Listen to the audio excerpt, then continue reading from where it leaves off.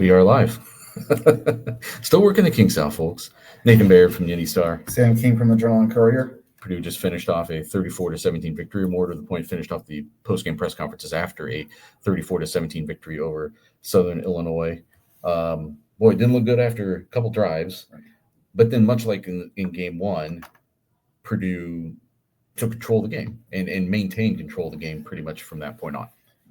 The thing that obviously was very important, as you mentioned, it was kind of a rocky start for the defense, getting gassed for 150 yards on 2 touchdown drives to start the game. But the offense was countering that each time it had the ball. So you're staying in the game long enough for the defense to ultimately get off the field. And once Purdue got the lead, it never relinquished it. And the defense was pretty dominant after those first 2 drives.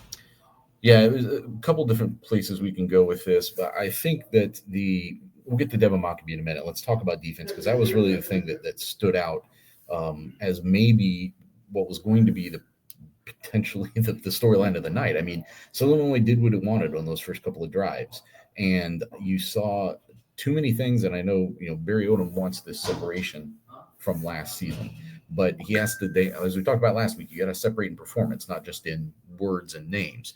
And that first drive did not separate from what we saw a lot of last season. Those first 2 drives, it was a lot of Southern Illinois really getting to the edge a lot. It was corners and linebackers who weren't getting off blocks. It was some miscommunications, as Barry Odom was alluding to there, where they, SIU went empty and they didn't get the check made and led to a big play. Like, it was just a lot of, they looked unsettled and out of sorts on those first 2 drives. And obviously from that point on, I think Southern Illinois had 4 explosive plays on the first 2 drives. And then I can't remember if they got some late. I can't remember. I'd have to look, but like until deep in the fourth quarter, they didn't have any more. And once Purdue's defense made this game about who could drive 4 touchdowns and who couldn't, it was Purdue's game. Yeah. Now, Southern Illinois did miss a couple of opportunities. There was a wheel route that was wide open that was an overthrow, a couple others. But, credit to Purdue for forcing the quarterback to have to maybe hurry and get rid of the ball sooner than he would have liked to. One thing I was kind of looking for after those first 2 drives, I looked out there to see which defensive player was going to take control. And we've heard about Manny Powell being a leader, and he is of this team. He's a captain. He's played a lot of college football. But I thought Charles Correa, this was really a breakout game for him. He only ends up with 5 tackles. But I pointed out to you one point in game, C.J. Nunley, I think, was shifting to the other side, and he grabbed him and said, "No, go back there." And Nunley ends up being in the spot where the ball goes and makes the tackle. I thought he just, was very good. And then it was nice to hear the story after the game of last year, Charles Correa at UNLV wasn't going to play a lot because he's second on the depth chart to an All-American middle linebacker, but he's standing there every play, kind of going through the progressions from afar. And you kind of see the payoff of that now, where he's in a position that he's got to play a lot. And he's gone through, maybe not a lot of game reps, but a lot of mental reps to prepare for game reps. And this, it was great to see somebody, especially somebody who's a true sophomore, step up and have a big game like that. Yeah, there were a couple of plays in those first couple drives where I just saw veteran guys who weren't making veteran plays. Like, all the experience that this defense supposedly has and does have, on paper, wasn't really showing up. What I did see, though, for the second week in a row was guys, Crew Wakely really sets a physical tone out there when he plays. He's really popping guys. And I kind of wonder if he needs to be in this game earlier. Like, could they have used that sort of physical tone early in this game? I don't know. There's a trade-off that you're probably getting there for other aspects of the defense. Smiley Bradford, I thought, made a handful of plays in this game. There was the 4th down stop he made. He was coming in on a blitz from the nickel that forced DJ Williams kind of up into the pocket when he eventually got taken down on another kind of series-killing play. It's the second string guys in this defense are making plays, and I'm just curious if, as we get farther into the season, if you start to see some changes on the depth chart as far as maybe some guys flipping position, not flipping their positions, but moving from 2 to 1 and vice versa. Yeah, and one thing that I think you asked the question last week about how many substitutions Purdue had in the first half. 20-something guys played defense in the first half against Ball State. And he said, as long as that many guys prove that they're capable of going out there and playing reps in a game, I'll keep doing it. But at some point, you've got to whittle down to, you see this with basketball quite a bit. You start out with a 12-man rotation that gets down to 10, that by the end of the season, you're really playing 7 guys that are going to help you and win the game. Football's going to have to get to that point too, where it's like, okay, we're going to really have to get to the 15 or so guys maybe that, have to play more plays, and maybe you still substitute 22, 23 guys, but the reps for those guys become more and more limited. This is still a week by week process. But the true test now comes next week and the week after that. And then that's, for the rest of the season, Purdue's schedule is a massive grind. So you got through the part that everybody thought Purdue would be 2-0 through these first 2 games. Barry Odom said last week, those are the guys who, as you said, they had proven they were ready to play. They were game ready, right? Well, is the standard for game ready what it takes to compete against Ball State, or it had all those people in their estimation proven that they were Big Ten game ready? Because this team does not look like it's ready to beat the best teams in the Big Ten by any stretch. And that's what they're going to be playing potentially here in the next couple of weeks. I don't know what USC did tonight, but it's Lincoln Riley, and they've had some ups and downs the last couple of years where they haven't done as well as people expected, but they've still been a winning program in those seasons. Notre Dame was in the national championship game last year, and Illinois just went on the road today and had a really impressive win at Duke. And that's the next 3 games. And there's a break in there before the Illinois game, but still, one thing that I think can't be lost in this game is, yes, it was important that the offense came out and equalized both those early touchdowns for Southern Illinois. But Southern Illinois also made big penalties to help both of those drives happen.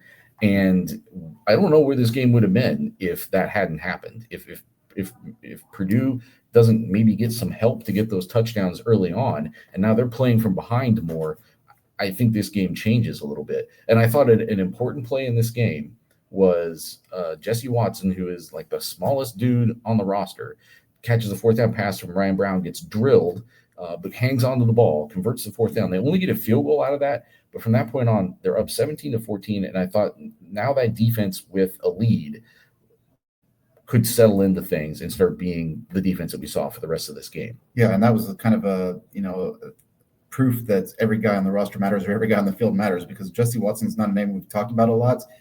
He's pretty explosive guy. He can be a playmaker, but he's not going to get a lot of targets. So you got to capitalize when you do get a target, and he gets a target in really a pivotal moment in the game, and he cashes in on it. That ends up probably not talked about a whole lot, but it is a game-changing moment for how this turned out. And I just think like things like those SIU penalties early on, we have to keep those in mind, because those things get baked into like the performance. And it's why, for instance, we were kind of talking in the press box at one point tonight, like, what do we think the line's going to be on Purdue USC, assuming USC won tonight? And we were thinking it's probably going to be around 3 touchdowns, like somewhere in that 19-21 range. And for a team that's 2-0 and controlled the vast majority of the first 2 games, maybe that seems off, but considering where this team was coming from, and some of the things like this, where it hasn't been like the most aesthetically pleasing first 2 games against 2 teams that it was heavily favored to beat. It just shows how much work still has to be done, and not a lot of time to do it if you want to beat USC next Saturday. Yeah, very much so. And a lot of the guys from the last Big Ten championship team will be back for that game. So even added emphasis, I'm sure some of those guys are going to talk to the team, things of that sort. But, not that puts more pressure on you, but you would like to perform well for those guys, I would imagine.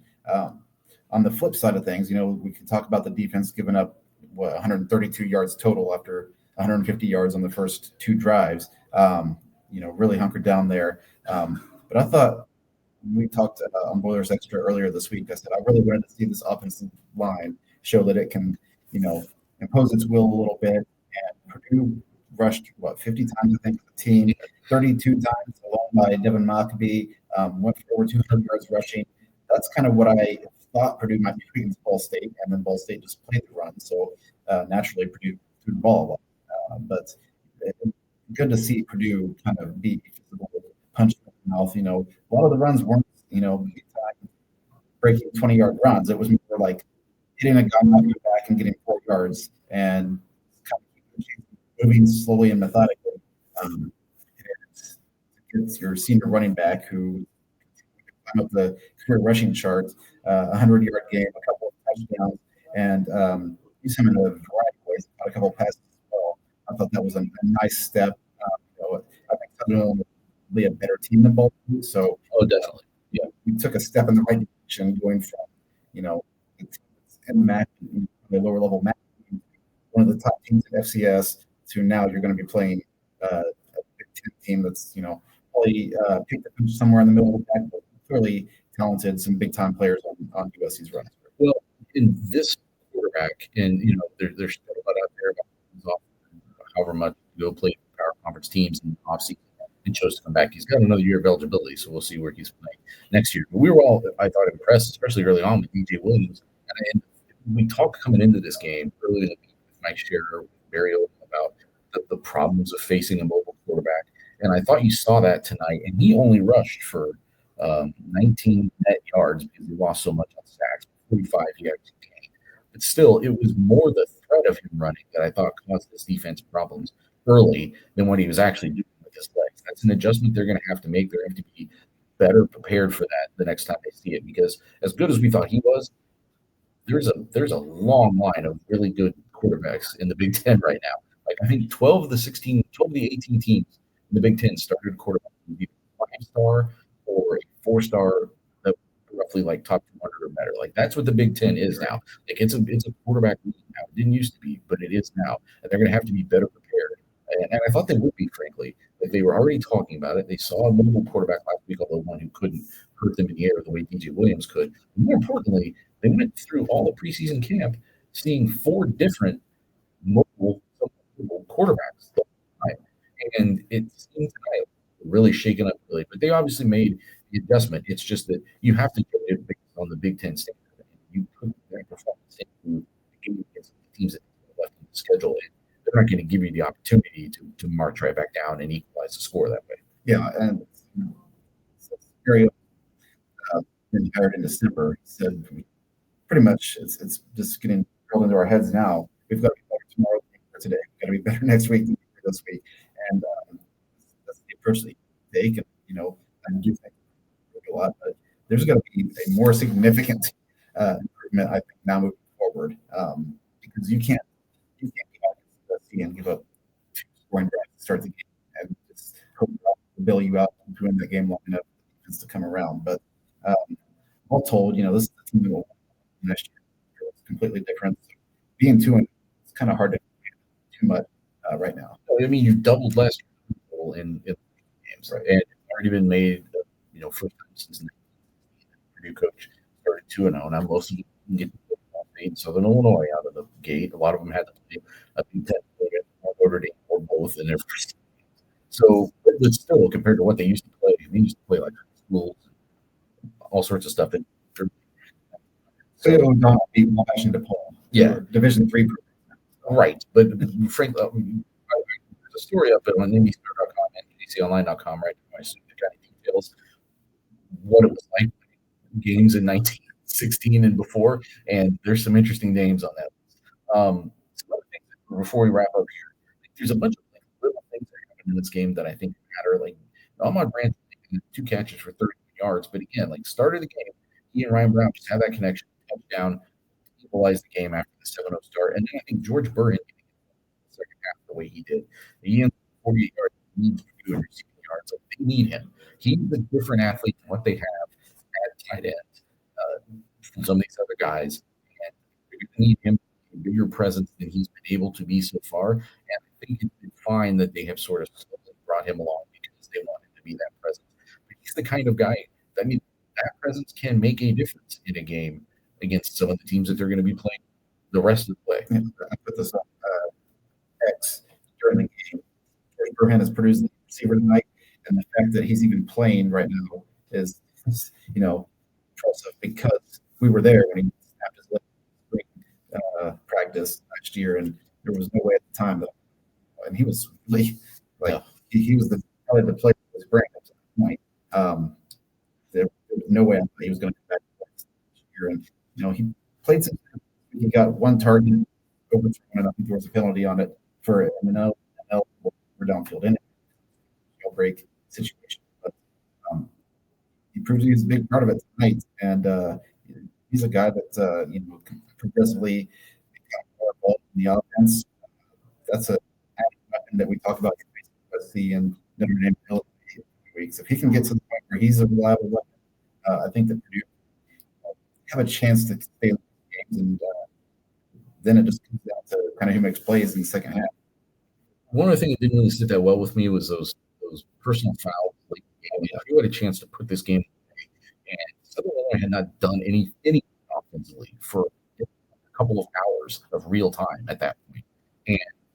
And Breon Ishmael and Charles Correa commit fouls and give Southern Illinois life. But then the positive CJ Nunnally, you mentioned before, rises up and starts smashing guys and kills that drive. And, well, actually, they did get a field goal out of it, which was 3 yards. Yeah, they took it from a theoretical three possession game with 7.5 minutes left to an actual 3 possession game with 7.5 minutes left, and then they're calling timeouts in the in the last minute. I was a little annoyed with just how Southern Illinois approached things tonight, but Purdue is obviously happy. You can hear them like we're in.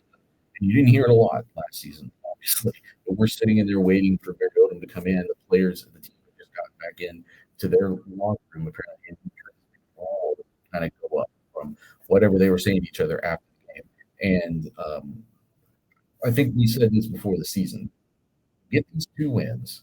Don't stub your toe here. Get these 2 wins, and if you buy into a process, there's going to be opportunities. I don't know if it's any of the next 3 games, but there's eventually going to be opportunities to be in this position again where you can turn the game over to Devin Mockabee late and just let him grind you towards a win. Those opportunities will be there later this season on the schedule, but corny as coaching is, you have to just buy into the process, keep trying to build through what is going to be this next pretty tough phase of the schedule. Yeah, and I think Purdue's competitive in some of these games last year that were blowouts by 40-plus points. I think people will, fans will buy into, hey, this is changing. In terms of what it'll be in terms of product on the field. And I think so far through 2 games, even though it is Ball State and Southern Illinois, Purdue has more talent and should win those games. Also watching the product on the field, it just looks and feels different than what we went through last season. We're going to stop it there. Late at night, we've got other work to do before they kick us out of here. Thanks for joining us. We'll be back with BoilersXtra midweek.